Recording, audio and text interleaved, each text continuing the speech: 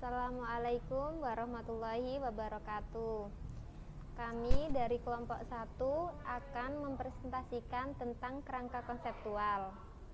Saya Mutiara Islami Putri dengan NIM 18030242. Dan saya Elsa Devita Sari dengan NIM 1803022027. Peran kerangka konseptual. 1. Teori akuntansi terstruktur. 2. Menyatakan ruang lingkup dan tujuan pelaporan keuangan. Yang ketiga, mengidentifikasi dan mendefinisikan karakteristik kualitatif informasi keuangan dan elemen dasar akuntansi. Yang keempat, sepakat dengan prinsip dan aturan pengakuan dan pengukuran dan pengungkapan laporan. Peran kerangka konseptual. Sistem yang koheren, tujuan, saling terkait, dan fundamental yang diharapkan dapat menyebabkan standar yang konsisten dan yang mengatur alam, fungsi, dan batas-batas akuntansi keuangan dan pelaporan.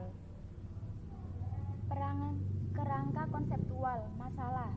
Yang pertama, apakah kita perlu teori umum akuntansi? Yang kedua, apakah saat ini akuntansi perlu permisif?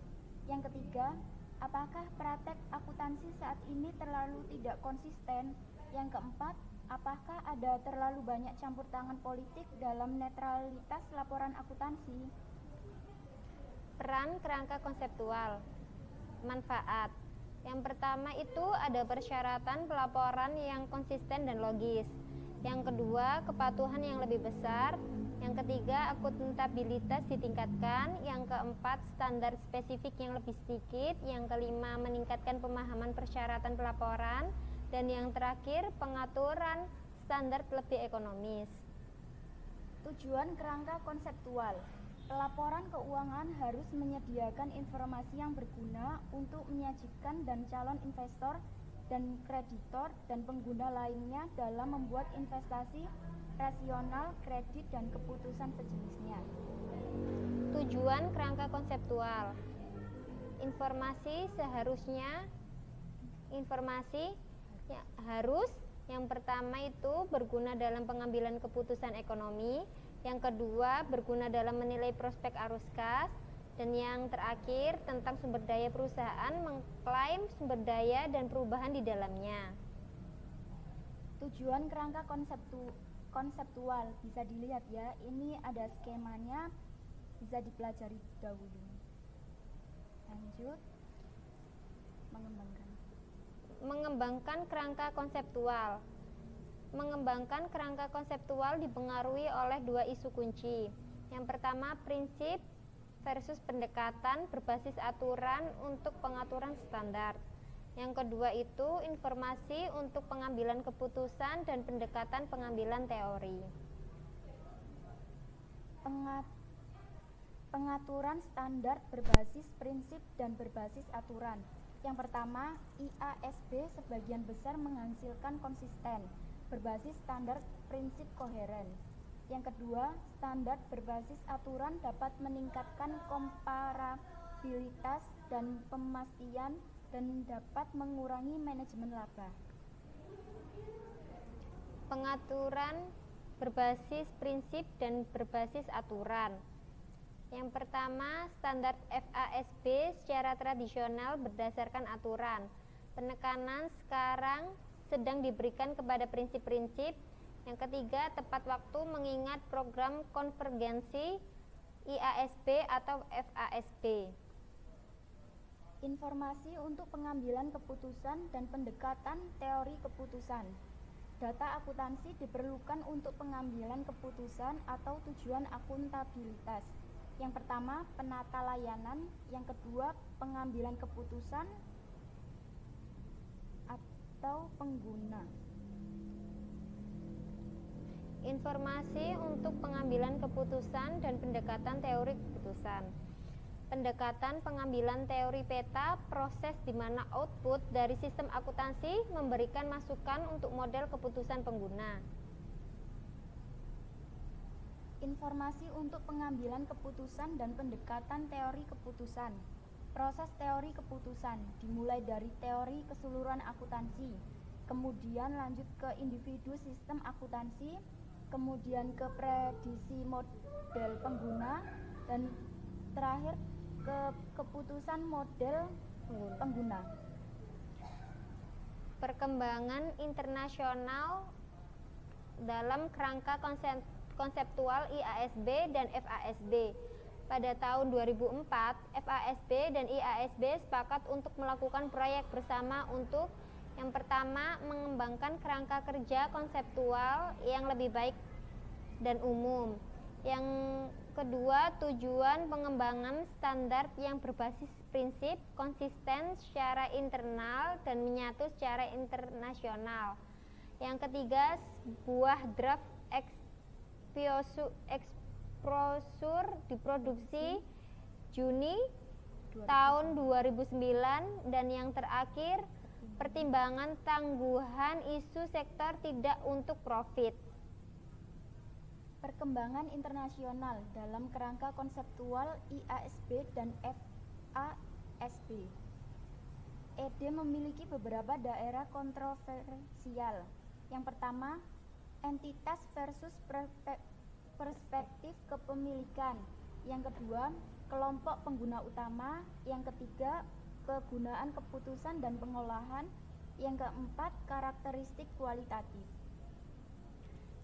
Perkembangan internasional kerangka konseptual IASB dan FASB. Di negara Australia mengikuti pendekatan di mana masalah untuk sektor nirlaba dan nirlaba dipertimbangkan bersama. Yang kedua, standar dimaksudkan untuk diterapkan pada kedua sektor tersebut. Dan yang terakhir, Dewan Standar Akuntansi Sektor Publik Internasional IFAC telah memulai proyek untuk mengembangkan CF sektor publik. Kritik terhadap proyek kerangka konseptual. Pendekatan untuk mengembangkan CF. Yang pertama, ilmiah, yaitu jalan lain untuk logika dan empirisme atau keduanya. Yang kedua, profesional, yaitu mengatur tindakan yang terbaik dengan jalan lain untuk nilai-nilai profesional. Kritik terhadap proyek rangka konseptual. Itu ada kritik ilmiah. Yang pertama itu bersifat menentukan. Yang kedua, aturan yang tidak ditentukan dan konvensi. Yang ketiga, tidak menyelesaikan masalah pengungkapan kontemporer. Selanjutnya, definisi yang tidak jelas. Terus tidak membahas masalah pengukuran. Selanjutnya, resiko pengembalian keputusan mekanis. Setelah itu, kerangka dapat menjadi tujuan itu sendiri. Dan yang terakhir, overlines pada definisi. Asumsi ontologis dan epistemologis. Yang pertama, kebebasan dari bias atau netral, yaitu kualitas informasi yang menghindari mengarahkan pengguna ke kesimpulan yang menjamin kebutuhan, keinginan, dan prasangka tertentu dari para pembuat. Yang kedua, Solomon, yaitu kebebasan dari bias sebagai pembuatan peta keuangan. Yang ketiga, Feyerabend, yaitu kebenaran ilmiah tidak mutlak. Yang keempat, Hines mengklaim akuntansi arus utama diambil begitu saja.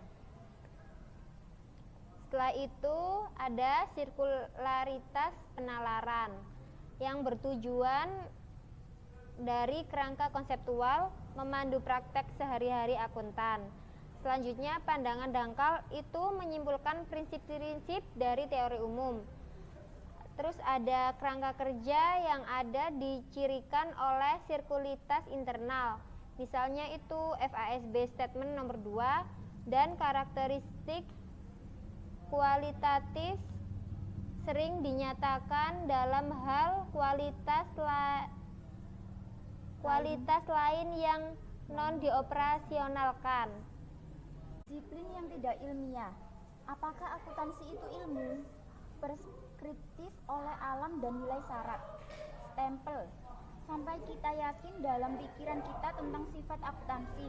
Tidak ada hasil bagi profesi untuk menginvestasikan sumber daya yang besar dalam mengembangkan kerangka konseptual untuk mendukung standar akuntansi.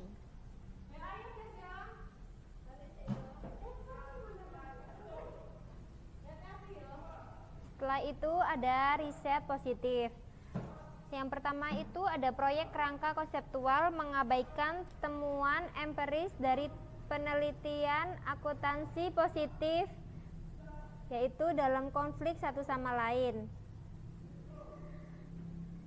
Setelah itu ada semakin banyak bukti bahwa pasar modal tidak efisien.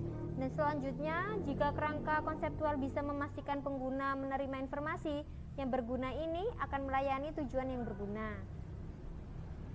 Kerangka konseptual sebagai dokumen kebijakan. Yang pertama, sebagai badan pengetahuan yang digeneralisasikan, kerangka kerja konseptual gagal dalam sejumlah tes ilmiah.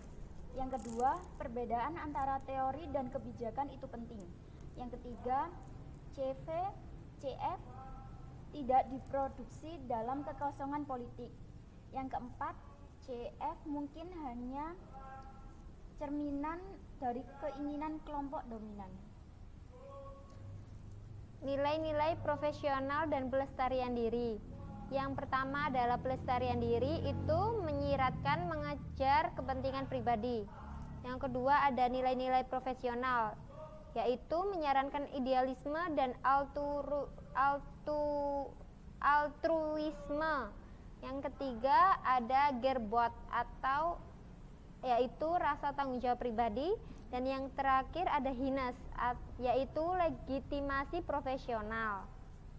Kerangka konseptual untuk standar audit. Yang pertama, audit adalah disiplin berdasarkan logika. Yang kedua, peran verifikasi tradisional telah berkembang menjadi risiko audit bisnis. Ini dari ringkasan dari presentasi ini. Yang pertama itu ada kerangka konseptual ini dimaksudkan untuk memberikan panduan yang koheren dan perspektif untuk praktik akuntansi. Yang kedua, jika efektif, itu akan menghasilkan komunikasi informasi keuangan yang lebih berguna kepada pengguna. Yang ketiga, ada mengembangkan kerangka konseptual merupakan proses yang panjang dan rumit. Ada kritik terhadap proyek kerangka dan proyek rangka kerja konseptual. Dan yang terakhir, yang lain memperdebatkan pentingnya kritik ini dalam audit telah terjadi pergeseran dari pengujian substansif ke peran risiko bisnis klien.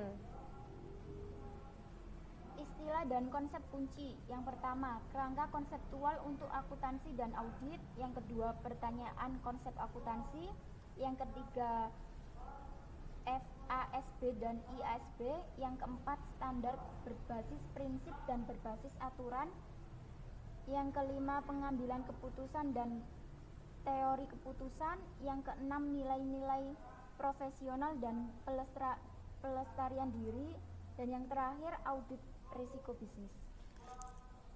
Itu dia presentasi dari kelompok kami. Kalau ada salah-salah kata mohon dimaafkan. Wahida, sekian dari kami. Wassalamualaikum warahmatullahi wabarakatuh.